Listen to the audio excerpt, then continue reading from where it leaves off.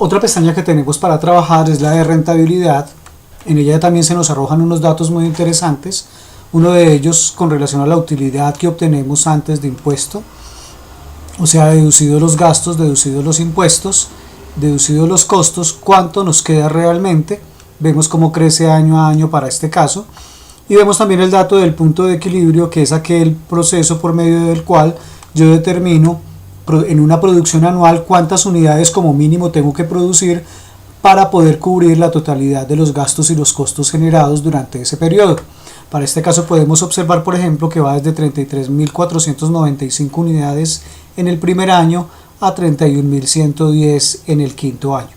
Se ven también unas diferenciales en los cuales se establece el margen bruto, o sea, la diferencia entre el precio de venta y el costo de producción para el año 1 hasta el año 5. Y vemos también el dato de tesorería, que es aquel en el cual yo puedo observar cómo mi empresa tiene disponible dinero en efectivo para poder realizar, o dinero en efectivo o así lo tengamos en bancos, pero disponible para poder gestionar. Entonces vemos, por ejemplo, año 0 teníamos 5.785.000, con eso empezamos al siguiente año.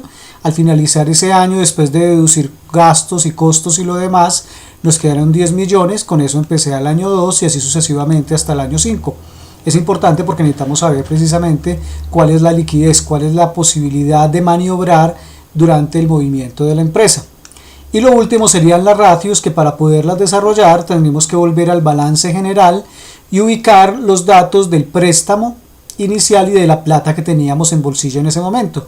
En ese momento tendríamos entonces 5.785.000 en la caja, que es mi plata más la que me prestó el banco, y hago esa aclaración en precisamente el capital, o sea, yo digo que tengo 4 millones en mi bolsillo, 4 millones de pesos, y le sumo en préstamos 1.785.000. Ya con este dato, entonces podemos volver a ratios y observamos entonces ya la graficación. Decimos entonces que tenemos la rentabilidad, dice mide lo rentable que resulta nuestra inversión mediante el cociente entre los beneficios de la empresa y los capitales propios invertidos. Vemos entonces cómo pasa del 1.6 al 4.52, la capacidad de endeudamiento, o la posibilidad, o el nivel más bien, perdón, para este caso de endeudamiento, o sea que en el primer año teníamos un 22% frente a un 2% hacia el año quinto. Hay otros valores que ustedes poco a poco van a ir leyendo y que de pronto vamos a profundizar en clases posteriores sobre el apalancamiento financiero.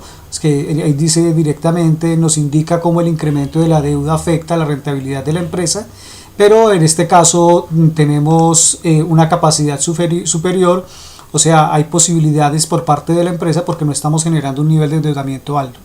Igualmente se grafican entonces las razones económicas, en las cuales observamos la rentabilidad financiera, que muestra cómo se da el crecimiento, y en la otra, que es la de las razones económicas, donde se observa precisamente la capacidad que tiene la empresa para cubrir sus gastos propios.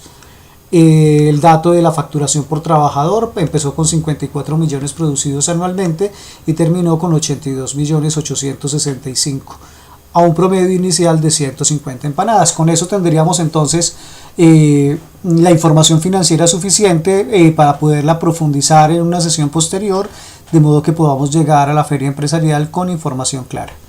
Hasta una próxima ocasión.